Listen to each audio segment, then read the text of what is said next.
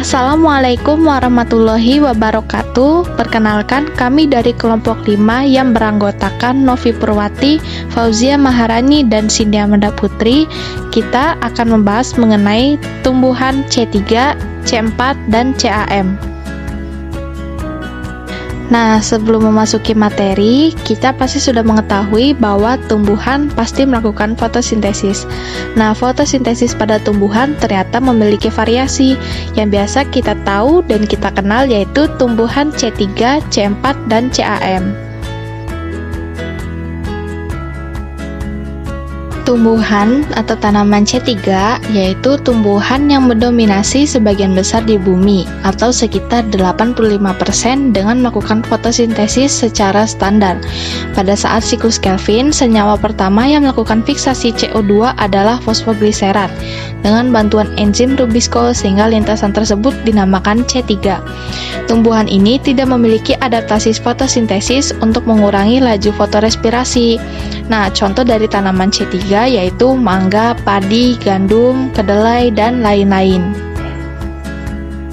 Nah, berikut terdapat siklus Kelvin, yaitu dibagi menjadi 3 fase. Yang pertama, fase 1 yaitu fiksasi karbon, yang kedua, fase 2 yaitu reduksi, yang ketiga yaitu fase 3 regenerasi penerima CO2 atau RUBP.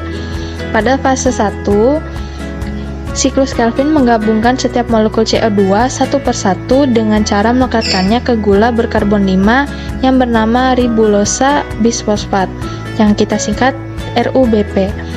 Enzim yang mengkatalis langkah pertama ini adalah RUBP karboksilase atau Rubisco. Nah, Rubisco ini yaitu protein yang paling melimpah pada kloroplas dan juga dikatakan sebagai protein yang paling melimpah di bumi.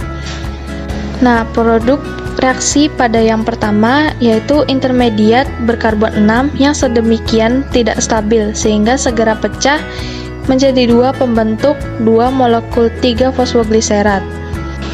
Nah, fase selanjutnya yaitu fase kedua yaitu reduksi. Setiap molekul 3 fosfogliserat menerima 1 gugus fosfat tambahan dari ATP menjadi 1,3 bis fosfogliserat. Kemudian sepasang elektron yang disumbangkan dari NADPH mereduksi 1,3 bis fosfogliserat yang juga kehilangan 1 gugus fosfat menjadi G3P. G3P merupakan gula-gula berkarbon 3 yang sama yang terbentuk dalam glikolisis melalui pemecahan glukosa. Nah, untuk setiap molekul CO2 yang memasuki siklus terbentuk 6 molekul G3P. Namun hanya 1 molekul dari gula berkarbon 3 yang dapat dihitung sebagai perolehan neto karbohidrat. Nah, siklus dimulai dengan karbohidrat senilai 15 karbon dalam bentuk 3 molekul gula RUBP berkarbon 5. Nah, sekarang terdapat karbohidrat senilai 18 karbon dalam bentuk 6 molekul G3P. 1 molekul keluar dari siklus dan digunakan oleh sel tumbuhan. Nah, tetapi 5 molekul yang lain harus disiklus ulang untuk menghasilkan 3 molekul RUBP. Dan fase yang terakhir yaitu fase ketiga, regenerasi penerima CO2 atau RUBP. Nah, pada serangkaian ini terjadi reaksi yang kompleks, yaitu rangka karbon 5 molekul G3P disusun ulang oleh langkah-langkah terakhir siklus Kelvin menjadi 3 molekul RUBP. Untuk melakukan hal ini, siklus harus menggunakan 3 molekul ATP lagi. RUBP sudah siap menerima CO2 kembali dan siklus pun berlanjut. Nah, ketika stomata tumbuhan-tumbuhan C3 tertutup, sebagian pada hari yang kering dan panas, tumbuhan C3 menghasilkan lebih sedikit gula karena penurunan kadar CO2 dalam daun yang bisa menghambat siklus Kelvin. Selain itu, Rubisco dapat mengikat O2 sebagai ganti CO2. Ketika CO2 semakin jarang terdapat dalam rongga-rongga udara daun, Rubisco menambahkan O2 ke siklus Kelvin, bukan CO2. Produk terurai dan senyawa berkarbon 2 meninggalkan kloroplas. Peroksisom dan mitokondria menyusun ulang dan menguraikan senyawa ini melepaskan CO2. Fotorespirasi pada tumbuhan C3 terjadi saat ada cahaya dan mengkonsumsi O2 sambil menghasilkan CO2. Akan tetapi, tidak seperti respirasi seluler yang normal, fotorespirasi tidak menghasilkan ATP. Faktanya, fotorespirasi justru mengkonsumsi ATP.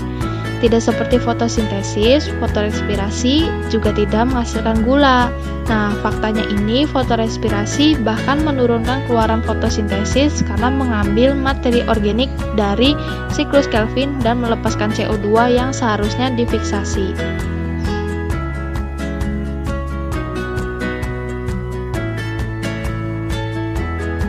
Daur C4 adalah daur reaksi yang merupakan sebagian besar senyawa pertama kali dan dapat menghasilkan senyawa dengan 4 atom karbon. Atom karbon ini merupakan suatu asam malat dan asam aspartat dan juga tumbuhan yang dapat melaksanakan daur tersebut yang biasa dikenal dengan tumbuhan C4. Untuk mekanisme tanaman C4 diambil dari contoh bayam. Bayam ini memiliki dua jenis sel fotosintetik, yaitu sel seludang bekas pembuluh dan sel mesofil.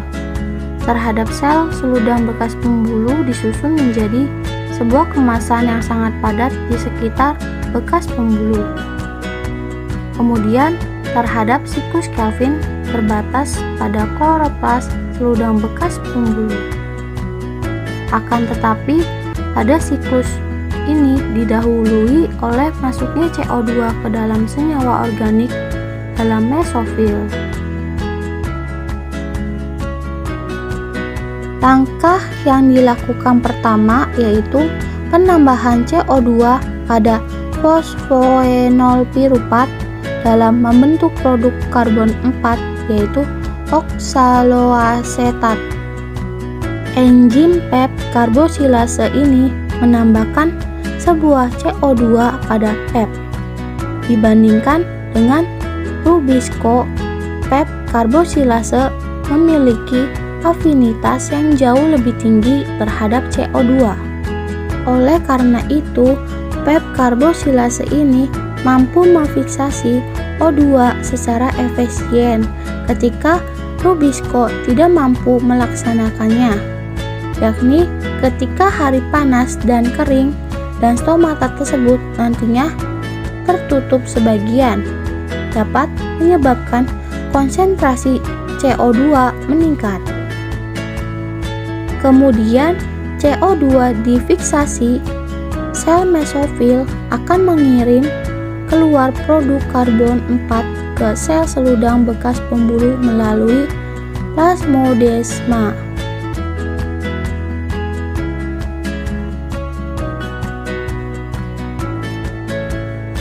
Tanaman cam adalah tanaman sukulen yang pada umumnya tidak memiliki lapisan sel palisade yang teratur. Sel daun dan ranting merupakan sel mesofil pada bunga karang. Terdapat sel bundel set, tetapi sel tersebut tidak banyak berbeda dengan sel mesofil pada cam. Pada cam, pembentukan sel malat pada malam hari dibarengi dengan penguraian gula, pati, dan polimer glukosa yang mirip dengan pati. Tanaman cam merupakan jenis tanaman yang biasa hidup di tempat kering, xerofit, dan panas. Tumbuhan ini merupakan tumbuhan sukulen atau penyimpan air. Untuk berfotosintesis, siklusnya hampir sama dengan tanaman C4, namun berbeda pada fikasasinya. Tanaman cam merupakan tanaman yang mengambil CO2 pada malam hari dan menggunakannya untuk berfotosintesis pada siang harinya.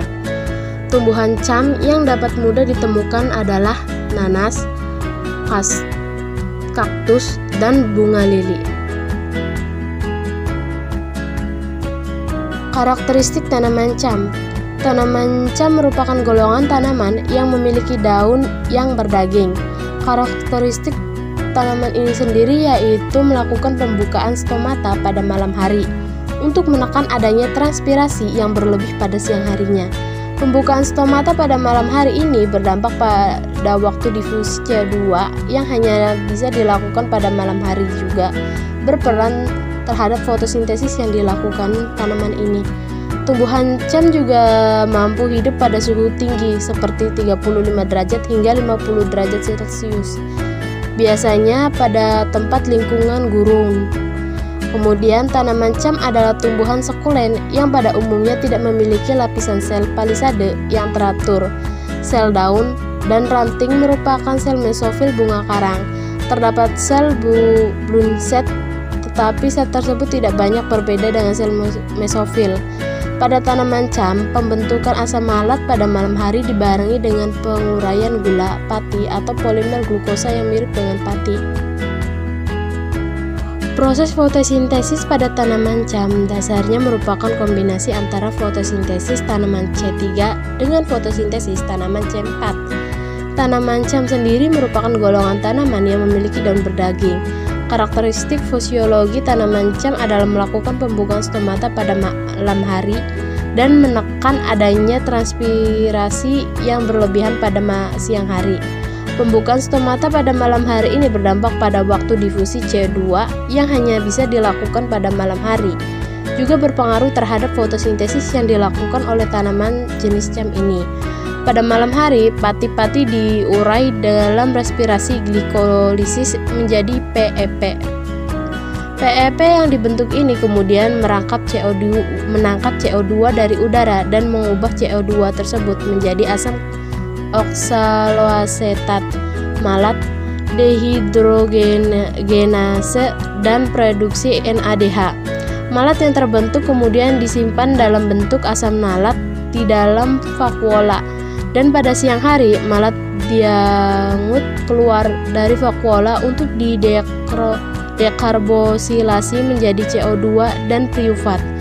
Priufat kemudian diubah menjadi pati yang pada malam hari diubah menjadi PP. CO2 kemudian difiksasi oleh Rubisco menjadi 3-PGA. 3-PGA yang nantinya masuk ke dalam siklus Calvin seperti pada Ca3 diubah menjadi gula.